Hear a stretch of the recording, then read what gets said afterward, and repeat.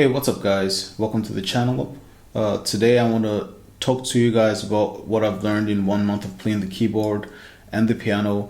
I've taken 3 piano lessons and the rest I've kind of worked through on my own. I'm going to show you guys some of the drills I've worked on and explain to you guys concepts I've learned in 1 month, so it can kind of give you some structure if you want to learn the keyboard and you don't know where to start. I've only done this for 1 month, so it's going to be very sloppy, so don't expect too much, but at the same time it should give you some ideas on what you can work on as well, and hopefully in 6 months, 1 year, 2 years we would be on the same level. And I'm gonna do these videos every month, so yeah, hope you guys enjoy the video and learn something from it. Thank you. So the first thing I learned when starting to play the keyboard was to learn what notes are on the keyboard, and a nice trick to use was to locate the 2 black keys, and the note in between that, the white key in between that, is the D, and the key to the left of that, the white key to the left of that, is the C, and you can just play C to B and then it repeats from there. So let me show you guys that on the keyboard. So how do you identify the notes on the keyboard? So we have the 2 black notes here, note in between is a D, and the note to the left of that, the white note, is a C. So we have the C, D, E, and you have the 3 keys. To the left of that is F, so F, G, A, B, and the C repeats. And that pattern continues. F, F, G, A, B, C. So after learning the notes of the keyboard, the next thing I learned was some finger mobility exercises, just to kind of get used to the texture of the keys and to kind of get some movement in your fingers, because this is a lot of unusual movement, so you got to kind of get used to it and kind of warm up to this. So that was the next thing I learned, and I'm going to show you guys how I started to do that. So the first finger mobility exercise I did was to just do C, D, E, and then the thumb goes to the F, G, A, B, C. So we got C, D, E, F, G, A, B, C. Do it on the left hand as well. And for the left hand, we play all the first 5, and then the middle finger goes to the A, B, C. Another warm-up exercise was just to do that on only the 4 up onto the B, and then you go, and then you go,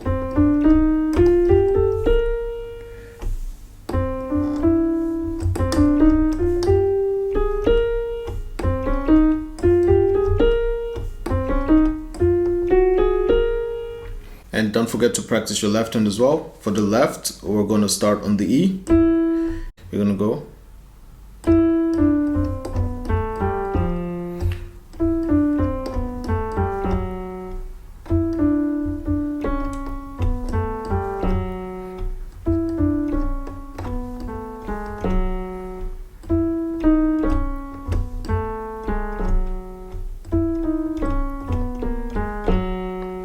and you can also do other mobility. You can put all 5 fingers from the C to the G and just play one after the other. You can play thumb, middle finger, index, ring, pinky. Same with the left hand.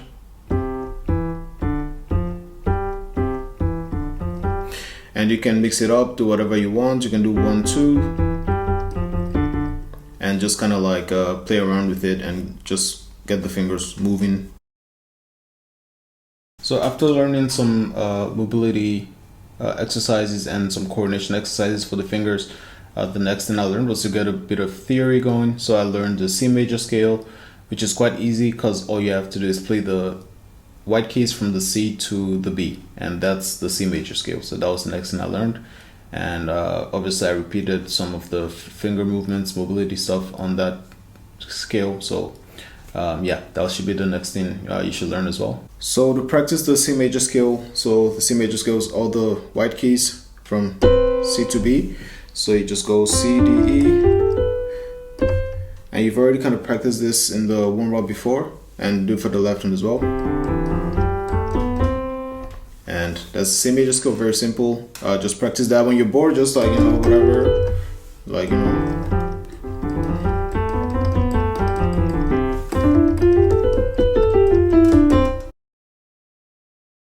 So after learning the C major scale, which is quite easy, next thing I learned was a simple chord progression. Actually, it's not simple, it's something from jazz. I was taught this by my teacher, and it's a nice progression.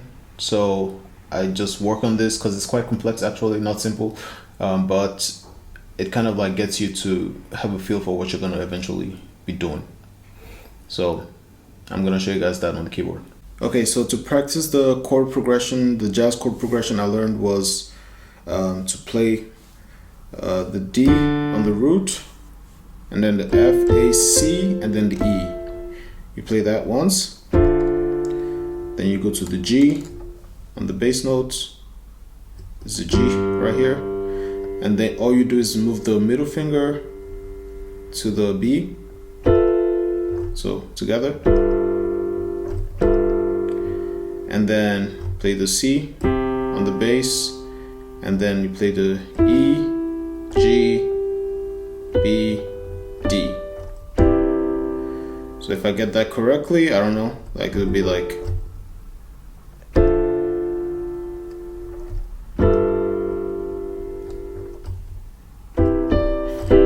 yeah, still gotta work on it, but keep practicing. Okay, so now you have a simple chord progression you can work on. The next thing I learned was some basics of music theory, and what this would allow you to do is be able to communicate with your teacher or to understand concepts faster. Like, it's the basics. So what I learned at the start was just intervals. So I learned what a major scale was, and now you learn what intervals are, and you learn what's a minor second, minor third, perfect fourth, perfect fifth, major sixth, minor seventh, major seventh, and then an octave. Basic concepts of music theory, like this is very simple. It's one concept really. It's a concept of intervals. So once you know this, this would allow you to communicate better with your teacher if you have one, or to pick up concepts faster, because stuff later is going to build on this. So you need to kind of like understand these concepts. Also, in addition to that, I also started to practice some ear training, and what I just do, and I'm still not good at this, it's going to take some time to develop. I'm still trying to figure out how to hear the minor second and the major second going up and going down. So this could be something you start to work on as well. Like when you don't want to play, you can just practice these intervals, like try to anticipate what the sound is going to be like for minor second or major second going up and going down. Okay, so the next two concepts I learned after learning the basics of music theory was the D major scale, and then I learned C major chord progressions. So a chord is made up of triads, which is a music theory concept. It's just a name, but basically it's 3 notes. And I learned how to play the chords from the C major scale. That was what I learned as the next step.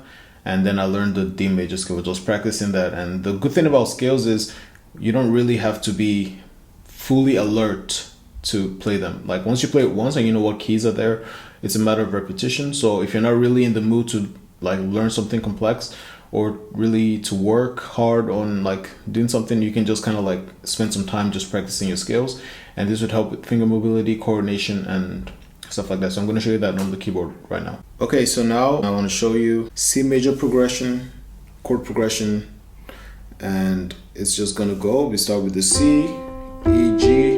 We're using triads, so it's just literally just keep this pattern, and then the D minor, E minor, F major, G major, A minor, B diminished. Practice that on your left hand as well.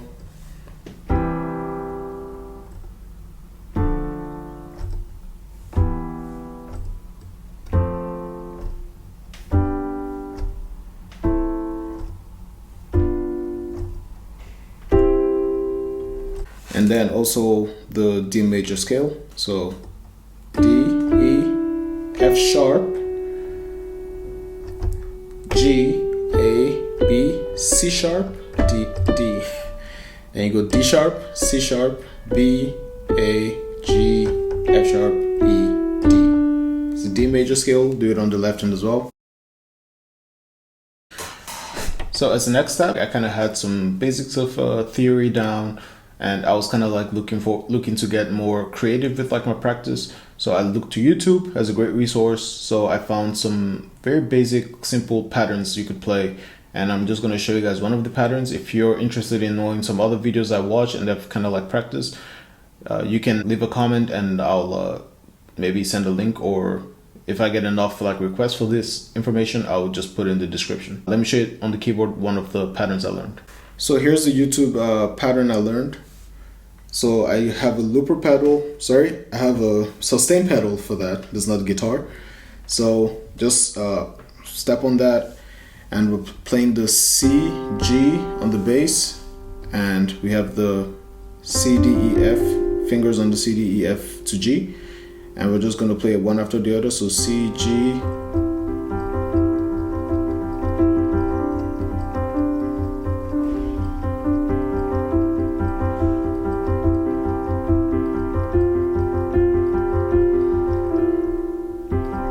and then you can play it as chords.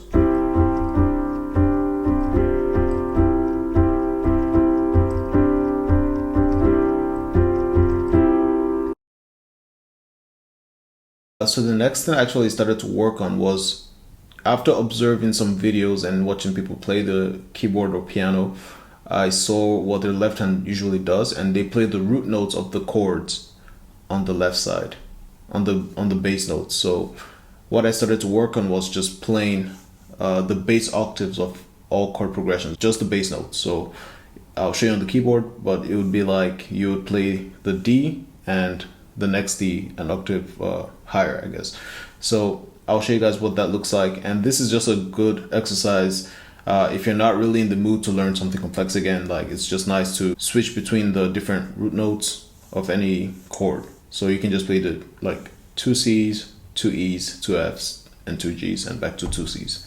I'll show you guys on the keyboard right now. Now I'm going to show the exercise I talked about playing the bass notes. So you're playing 2 octaves. Like usually you'd play here. I don't know if you can see it in the camera, but I'm just going to play here, for example. So you'd be playing like the two root notes like this, D, like C, like G, like A, like a B, back to a F, whatever. Like, just, I think you need to just practice this for fun.